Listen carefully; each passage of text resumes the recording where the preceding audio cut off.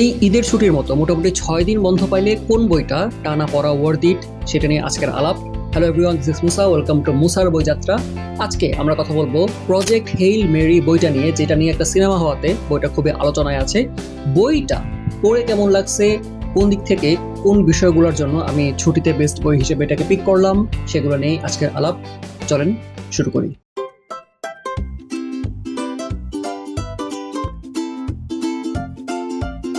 So Andy ওয়েরের লেখা project hail Mary, যেটা তার 3 নাম্বার উপন্যাস। তার আগে আর্টেমিস এবং দ্য মার্শান নামের 2টা উপন্যাস খুবই জনপ্রিয় হয়েছিল। মার্শান নিয়ে সিনেমাও হয়েছে। তবে অ্যান্ডি ওয়ের আমার খুবই পছন্দের একজন সাইফাই রাইটার। তার দ্য এগ নামের একটা ছোট গল্প পড়ছিলাম, সেখান থেকে আমি পুরো ফিদা। ফিলোসফি, থিওলজি এবং সায়েন্স ফিকশনকে একসাথে কীভাবে বাঁধা যায় সেটা দ্য এগে পড়ে বুঝতে পারছিলাম যে এই লোককে কাল্টিভেট করতে হবে। এবং দ্য প্রজেক্ট হেইল মেরি আমার প্রথম পড়া উপন্যাস। তার যতটা না সাইফাই, তার থেকে বেশি একটা ফ্রেন্ডশিপের গল্প এখানে দেখানো হয়েছে, যেটা আপনারা প্রজেক্ট হেইল মেরির ট্রেলার দেখে অলরেডি অবগত হয়েছেন যে একটা এলিয়েনের সাথে একটা মানুষের বন্ধুত্বকে এখানে মূল করে দেখানো হয়েছে, অন্তত সিনেমাতে। যেমনটা আমরা ইটি সিনেমায় বা কই মিল গায়াতেও দেখছি, গল্পটা বা বইটা কোন জায়গাতে বিশেষ। সো প্লটলাইন হচ্ছে একটা ভাইরাসের দ্বারা আমাদের সূর্য আক্রান্ত, এবং তাতে করে সূর্যের আলো কমে যাচ্ছে বা তাপ কমে যাচ্ছে।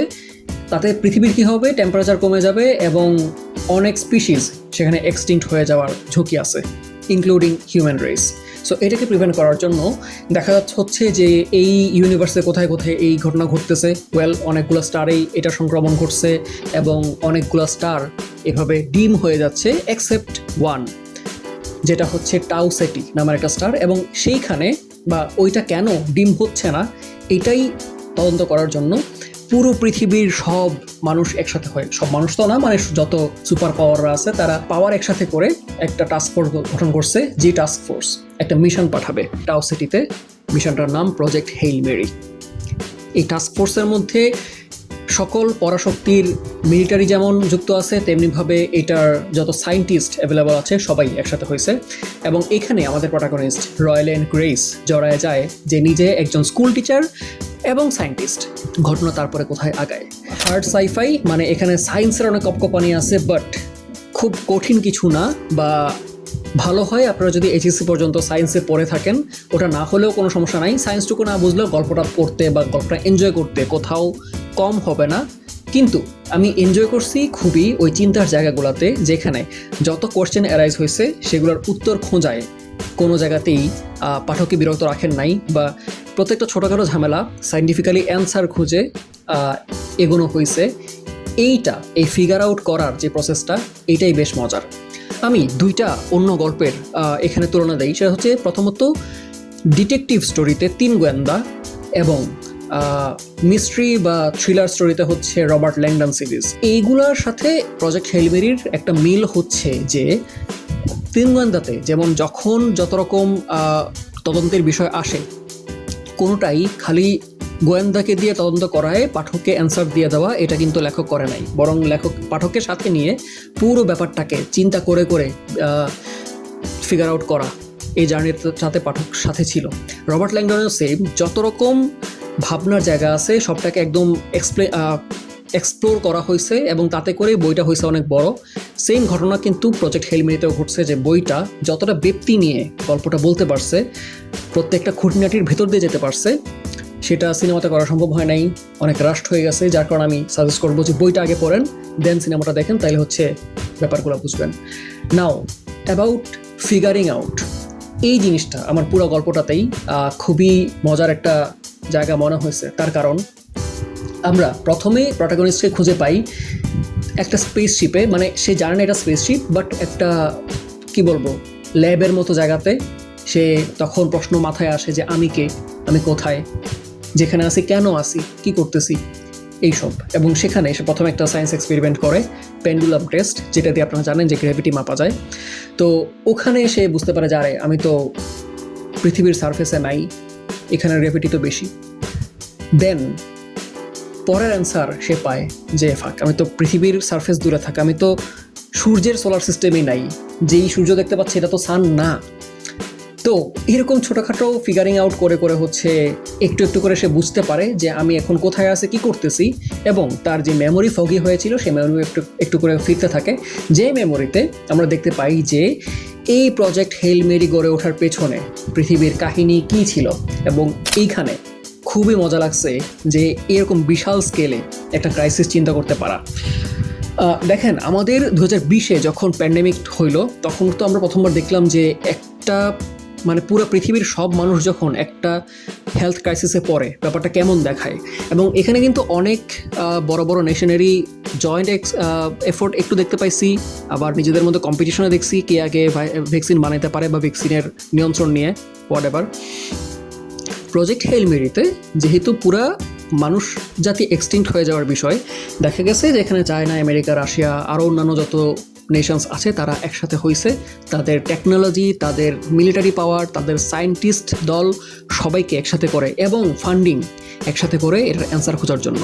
এবং কত মেসিভ ব্যাপার যে ঘটতে পারে এইটা খুবই এনজয় করছি, যে এত বিশাল বিশাল বিষয় হইতেছে। একটা সায়েন্স ফেসিলিটি বানানো হয়েছে একটা ভাসমান ওয়ার শিপের উপরে, হেলিক্যারিয়ার আর কি। তারপরে দেখা গেছে যে পুরো সাহারা মরুভূমি দখল করে, মানে দখল বলতে সাহারা মরুভূমিকে লিজ নিয়ে পুরো মরুভূমি জুড়ে একটা সায়েন্সের এক্সপেরিমেন্ট চালানো হচ্ছে, যেটার রেজাল্টটা মানুষ জাতিকে বাঁচাবে ভবিষ্যতে, বাট ইন প্রেজেন্ট যেটা এমন ক্যালামিটি তৈরি করবে যে পুরো ইউরোপের মানে সাহারার উপর এইসব জুলুম করার ফলে ইউরোপের টেম্পারেচার বা আবহাওয়া আমূল পাল্টে যাবে। এই টাইপের বিশাল বিশাল রিস্ক নেওয়া যাচ্ছে। এখানেও আরেকটা ওই যে ভ্যাকসিন নিয়ে কম্পিটিশন যেটা বললাম, যে মানুষ যদি সবার ঘরে আগুন লেগে যায় তারপরেও নিজেদের মধ্যে কারাকারি লাগায় রাখবে, তেমনি একটা উদাহরণ দিছিলাম, আমরা স্পয়লিং, ছোট্ট একটা ঘটনা। সেটা হচ্ছে ওদের যত অ্যাভেলেবল সফটওয়্যারস আছে দুনিয়াতে, কোনটা কাজে লাগে বলা যায় না, সবগুলাই পুল করে ওই প্রজেক্টের মধ্যে ঢুকে দেওয়া হয়েছে যে এগুলো এখন কেনার বা লাইসেন্স নেওয়ার সময় নাই, ডাউনলোড করে দিয়ে দিলাম, তোমরা ইউজ করো, কোনটা কাজে লাগবে বলা যায় না। তো কপিরাইট ক্লেম করছে অনেকগুলো সফটওয়্যার, এবং তারা এই পৃথিবী ধ্বংস হয়ে যাওয়া মুভমেন্টের মধ্যেও কপিরাইট নিয়ে কারাগারি বন্ধ করে নাই। তো এই প্যারালালগুলো আমাকে খুব ফ্যাসিনেট করছে, মজা দিছে। এই করে মানে এই যে প্রজেক্ট হেল মেরি গড়ে উঠছে সকল জাতির অংশগ্রহণে, এইটা খুবই চমৎকারভাবে বইয়ে আসছে, যেটা কিন্তু সিনেমাতে আসে নাই। সিনেমাতে দেখানো হয়েছে দিন শেষে নাসা একটা রকেট পাঠিয়ে দিয়েছে, কিন্তু বইয়ে পার্থক্যটা এখানেই যে প্রত্যেকটা নেশনের ইনসিগনিয়া ওখানে ছিল, প্রত্যেকটা নেশনের সায়েন্টিস্টরা ওখানে পার্টিসিপেট করছে, যে সেটা স্বীকৃতি ছিল অ্যান্ড অল। তো ওই বড় ম্যাগনিটিউডটা আপনি বইয়ে ফিল করতে পারবেন। এখন রকেট তো উড়লো, রকেটের মধ্যে আসি। ফিগার আউট করার সেকেন্ড স্টেপে এলিয়েনের সাথে দেখা হয়, এটা বইয়ের 1/5 পড়ে ফেললেই আপনারা পেয়ে যাবেন। এবং ট্রেইলারে বা সিনেমাতে অলরেডি এটাকে একটা মার্কেটিংয়ের বিগ থিং দেখানো হয়েছে, যে ইয়ার সাথে কি বলবো, এলিয়েনের সাথে বন্ধুত্ব। যখন আপনি বিদেশে যান বা কোনো একটা বিদেশি বন্ধুর সাথে পরিচিত হন, আলাদা কালচার, আলাদা একটা জগতে বড় হয়ে আসা মানুষ, তার সাথে দেখা হওয়াটা কতটা বিশাল কালচারাল এক্সচেঞ্জের সুযোগ করে দেয়। সেই জায়গায় আলাদা প্ল্যানেট, আলাদা সোলার সিস্টেম, হতে পারে আলাদা টেম্পারেচার, আলাদা গ্র্যাভিটি, ওইভাবে ডেভেলপ করে ওঠা একটা আলাদা স্পিসিস, তার সাথে আপনার কালচারাল এক্সচেঞ্জ কতটা ইউনিক হতে পারে, কতটা অ্যামেজিং হতে পারে। তফাৎটা কি মানুষের সাথে ওই স্পিসিসটার, সেটাতে যাচ্ছি না। এই যে একটা কমন গ্রাউন্ড বের করা, যে আমার টেকনোলজি ওর ক্ষেত্রে খাটতেছেই না, বাট স্টিল আমরা যাতে একসাথে কাজ করতে পারি, কোঅপারেট করতে পারি, এরকম জায়গাগুলো বের করে নেওয়া, এটা খুবই মজা দিছে। দেন কেন ওরা এক জায়গাতে, মানে টাউ সিটিতে? তার কারণ মানুষের পৃথিবীতে সোলার সিস্টেমে যেই সমস্যাটা ঘটতেছে এটা ওই এলিয়েনটার সোলার সিস্টেমে ঘটতেছে। সো দুজনেরই কমন ইন্টারেস্ট, দুজনেরই এখন গবেষণা করে বের করতে হবে যে সলিউশনটা কী, যেই সলিউশনটা মানুষদের বাঁচাবে, ওই এলিয়েন স্পিসিসটাকেও বাঁচাবে। নাও এইখানে আবার ফিগার আউট করার থার্ড জায়গাটা, তো ওরা এই যে পৃথিবী থেকে ইন্টারস্টেলার ট্রাভেল করে এখানে আসছে, এটাও কিন্তু একটা মজার বিষয়, বিকজ মানুষের ইতিহাসে এখনও ইন্টারস্টেলার ট্রাভেল ঘটে নাই, আমরা এখনও আমাদের সোলার সিস্টেম থেকে বেরোতে পারি নাই। এবং যেই মুহূর্তে আমি বইটা পড়তেছি ওই মুহূর্তে মানুষের ইতিহাসে সব থেকে দূরের মহাকাশের এক্সপিডিশনটা ঘুরতেছে, আর্টেমিস 2। মানুষ আমাদের ইতিহাসে পৃথিবী থেকে সব থেকে দূরে ঘুরে আসতে পারছে আর্টেমিস 2 মিশনে, এবং মিশন যখন ঘুরতেছে তখন আমি বইটা পড়তেছি। So this was amazing to feel. তারপরে এই তদন্তটা নিয়ে যে কিভাবে পৃথিবীকে বা ওই এলিয়েন স্পেসিসটাকে বাঁচানো যাবে এটা নিয়ে দুইজনের নিজ নিজ এক্সেলেন্স শেয়ার করে তদন্ত করা, এইটা খুবই মজা লাগছে। এটা করতে করতেই গল্পের শেষ পর্যন্ত যাওয়া এবং শেষে না মানে ওভারঅল পুরো গল্পটা অ্যাকচুয়ালি ফ্রেন্ডশিপটাকে খুব বেশি কি বলবো উদযাপন করছে। অ্যাবাউট দ্যাট ট্রেলার দেখে থাকলে আপনারা একটু আন্দাজ পাবেন যে এলিয়েনটা কীভাবে কথা বলে, সে দেখতে কেমন। মজার ব্যাপার হচ্ছে আমরা মানুষে মানুষে বন্ধু হতে গেলে আমরা জানি যে আমরা একটু কমপ্লেক্স প্রকৃতির জাত, তো সব কিছুর পরেও একদম সরল বন্ধুত্ব আমাদের হয় না, জাস্ট ইমোশনের বেসিসে সরল কানেকশন আমাদের তৈরি হয় না। কিন্তু ওর সাথে এই কানেকশনটা হয়েছিল, যেমনটা একটা বাচ্চার সাথে হয়, যেমনটা হয়তো আপনার যদি পশু পাখি ভালো লাগে আপনি বুঝবেন যে একটা কুকুরের সাথেও ভালোবাসার আদান প্রদানটা কত সহজে হয় একটা মানুষের তুলনায়। তো রকি ওই এলিয়েনটার সাথে এরকম একটা সহজ বন্ধুত্ব হয়েছিল যেইটা আসলেই হোলসাম। পড়তে গেলেই এই রকির প্রেজেন্সটা আমি ফিল করতেছিলাম এবং খুবই এনজয় করতেছিলাম যে wow, I have a friend like Rocky. এইটাই শেষ পর্যন্ত গল্পটাকে টেনে নেয়। আপনারা বইটা পড়েন, 500 পাতার বই, মোটামুটি আপনার পেসে মানে দিনে 100 পাতা করে পড়লেও তো 5 দিন লাগবে। আমার পড়ার উপরে 10 দিন লাগছে, মাঝখানে আমি আবার ব্রেক নিয়েছিলাম, অন্য বই পড়ায় চলে গেছিলাম। তো এরকম টাইমের মধ্যেই পড়াটা হয়ে যাবে এবং এই বইটা বড় হইলেও আপনি টানা পড়তে পারবেন, কারণ খুবই সহজ ভাষায় লেখা এবং কাহিনী খুবই ভালো পেইসে আগায়। তো ছুটির দিনে যদি পড়ার মতো একটা বই নিয়ে বসে থাকতে চান তাহলে এই বইটা আমার মতে খুবই ভালো, কারণ এটা আলোচনাতে আছে। আপনি বইটা পড়ে সিনেমাটা দেখতে পারবেন, যেটা আরও আনন্দ বাড়ায় দিবে আপনার। এবং সিনেমাটা আপনি এমন একটা সিনেমা এটা যেটা আপনি পুরো ফ্যামিলি নিয়ে দেখতে পারবেন। Before you watch the movie, I hope you read the book. Movie না দেখলেও বইটা পড়েন।